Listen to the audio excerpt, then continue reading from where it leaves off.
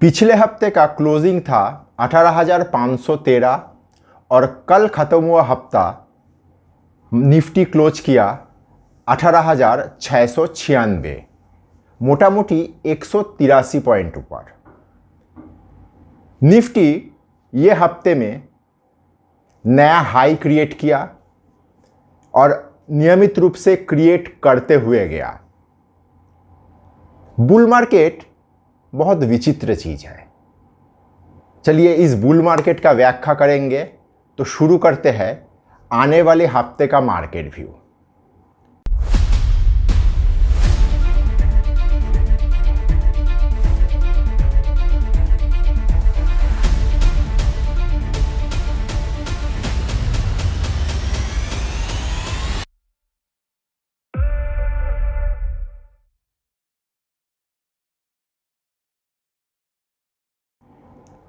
देखिए, bull market में एक अद्भुत खासियत है कि गांव डिमांड करेगा कि करेक्शन होगा, यही होने जा रहा है, यही हो रहा है, यही होने जा रहा है, लेकिन मार्केट करेक्शन करेगा नहीं।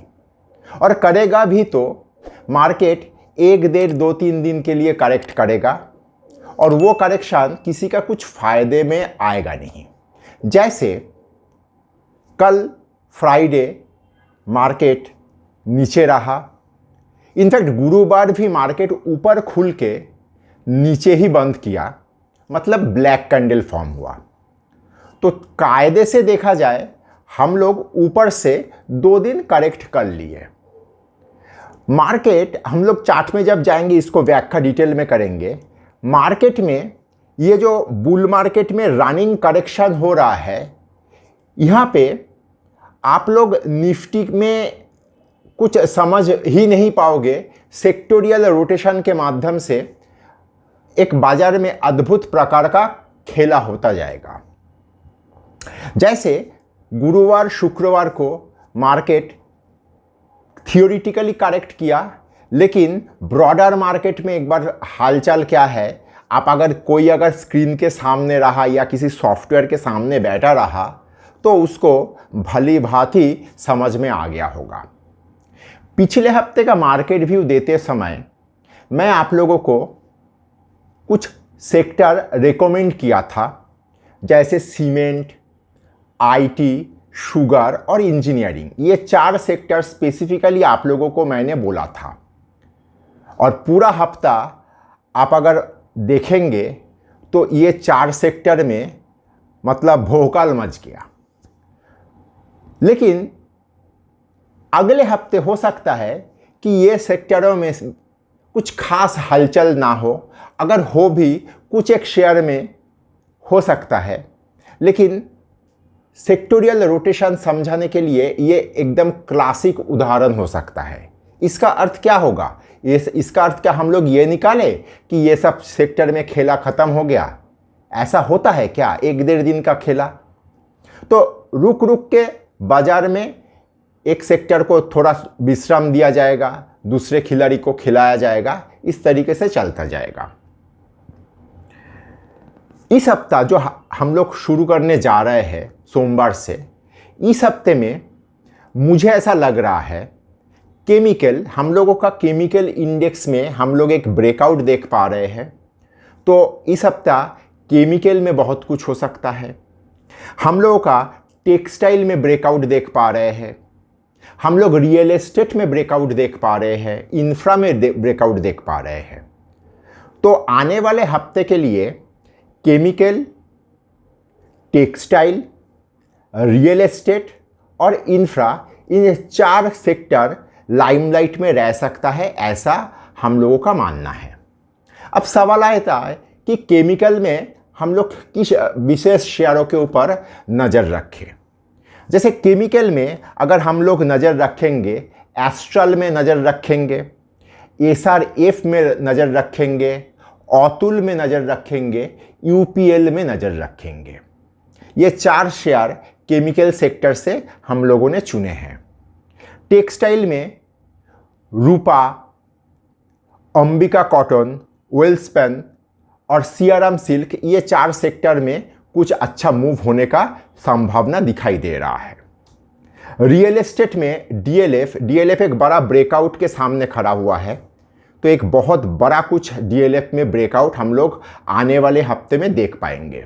डीएलएफ, गोदरेज प्रॉपर्टी और ओबेरॉय रियलिटी, खास करके ये तीनों को हम लोगों ने चुने हैं। और इंफ्रा में अशोका, मतलब अशोका बिल्डकॉन, बीएफ यूटिलिटी और आईआरबी इंफ्रा, इन तीनों में नज़र जमा के रखिए।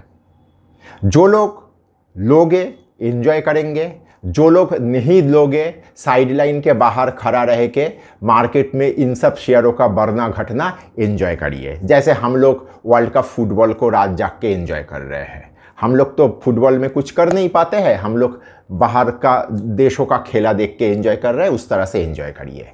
देखिए, मार्केट में जब तक लोग ये नहीं मानेगा कि ये बुल मार्केट है, तब तक ये बुल मार्केट चलेगा।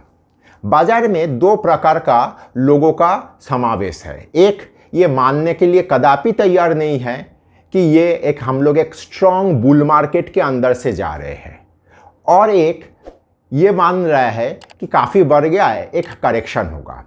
जब तक हम लोग करेक्शन ढूंढेंगे, करेक्शन होगा नहीं। जब हम लोगों का दिमाग में ड्रिल हो जाएगा कि ये मार्केट अब गिर ही नहीं सकता है, तभी जाके ये मार्केट एक्चुअल करेक्शन में जाएगा। तो जब तक ये नहीं हो रहा है, तब तक मार्केट को सीरियस लोग एंजॉय करिए, ट्रेड करके, इन्वेस्ट करके। अगर वीडियो आप यहाँ तक देख चुके हो तो कृपया लाइक और सब्सक्राइब करिए और दोस्तों के साथ शेयर करिए, क्योंकि खुशियाँ और ज्ञान बांटने से बढ़ता है। देखिए, मार्केट में हमेशा एक चीज़ दिमाग में रखना होगा कि जब हर कोई एक प्रकार का व्यू रखेंगे तो कभी वो घटता नहीं है, और जब हर कोई एक ही प्रकार का व्यू ही रखेंगे तो कैसे काम हो सकता है। तो मार्केट में बुलिश व्यू रखना, मैं आप लोगों को वही अप्रैल में महीने में जिस तरह से दिलासा दिया था कि चिंता ना करें, हम लोग बहुत बड़ा तेज़ी देखेंगे। मेरा YouTube चैनल में बहुत सारा मेरा वीडियो पड़ा हुआ है, डेट टाइम समेत आप लोग वहाँ पे जाके देख सकते हो। तो ये सारा व्यू मैं उस वक्त दिया था, आज भी उसी में कायम है, और मैं आप लोगों को ये दावे के साथ कह सकता हूँ, ये पार्टी अभी भी लंबा चलेगा। अभी तुरंत चार्ट में जाएंगे, चार्ट में भी थोड़ा समझ लेंगे। तो मोटा मोटी एक चीज़ हम लोग ने समझ लिया कि मार्केट में रनिंग करेक्शन के माध्यम से, सेक्टोरियल रोटेशन के माध्यम से मार्केट आगे बढ़ता जाएगा। अब सवाल आता है, मार्केट में सपोर्ट या रेजिस्टेंस लेवल कैसे क्या होगा। देखिए, हम लोग बहुत तरह का नाटक करने के बाद 18,604, ये जो लास्ट हाई हम लोगों ने निफ्टी में किया था पिछले साल 2021 में, उसको हम लोगों ने क्रॉस किए हैं। तो वहाँ पे ये क्रॉस करने के पहले भी बहुत तरह का नाटक मार्केट ने किया। तो अभी ये एक स्ट्रॉन्ग सपोर्ट एरिया के तौर पे हम लोगों के सामने खड़ा है। 18,696 में हम लोग क्लोज हुए हैं, और 18,604 हम लोगों के लिए एक स्ट्रॉन्ग सपोर्ट लेवल है।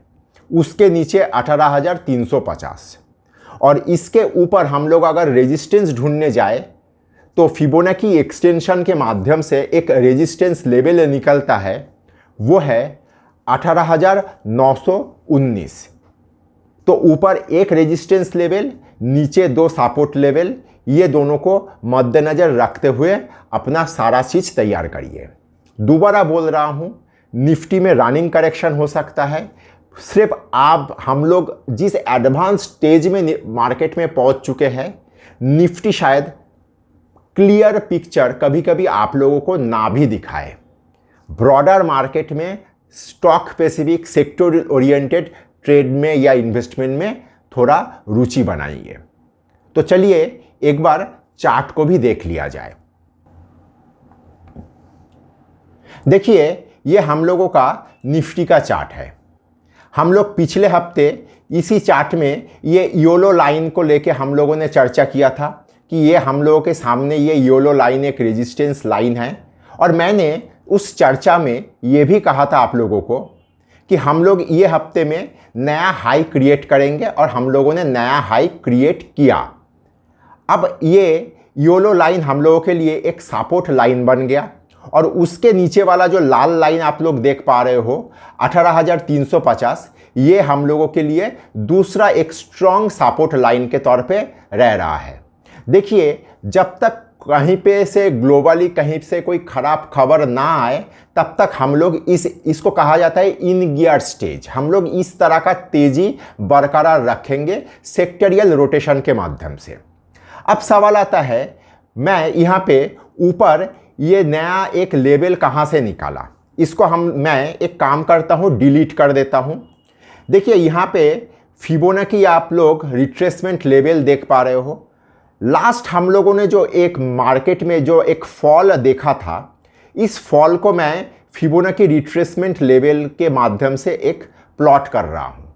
तो प्लॉट करते हुए हम लोग इसका ऊपर में एक 161% का एक एक्सटेंड हम लोगों को मिल रहा है।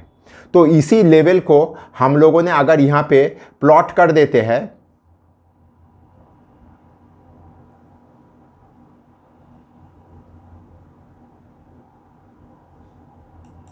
प्लॉट करते हैं, तो यह हम लोगों के लिए 18,919 लेवल निकल रहा है।